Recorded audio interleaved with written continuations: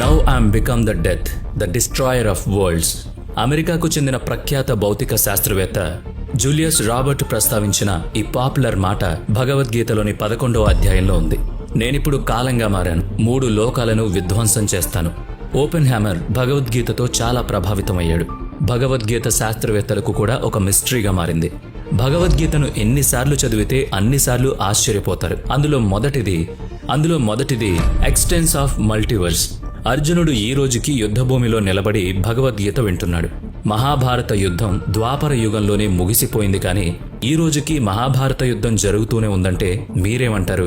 1957లో physicist huge Evert మొదటిసారి alternative realities గురించి, multiple universe గురించి మాట్లాడినప్పటి నుంచి శాస్త్రవేత్తల ప్రపంచంలో మల్టీవర్స్ గురించి చర్చ మొదలైంది. అయితే భగవద్గీతలో ఎప్పుడో ఈ విషయమై ప్రస్తావనుంది. ఈ మొత్తం విశ్వం, ఈ విశ్వంలో ఉన్న ప్రతి అణువు నాలో ఇమిడి ఉన్న ఒక చిన్న అస్తిత్వం మాత్రమే. భగవద్గీతలోని 10వ అధ్యాయంలో చెప్పిన శ్లోకం ప్రకారం భూమితో పాటు విశ్వంలో అనేకం ఉన్నాయి. అవన్నీ శ్రీకృష్ణుడిలో అంతర్భాగంగా ఉన్నాయి.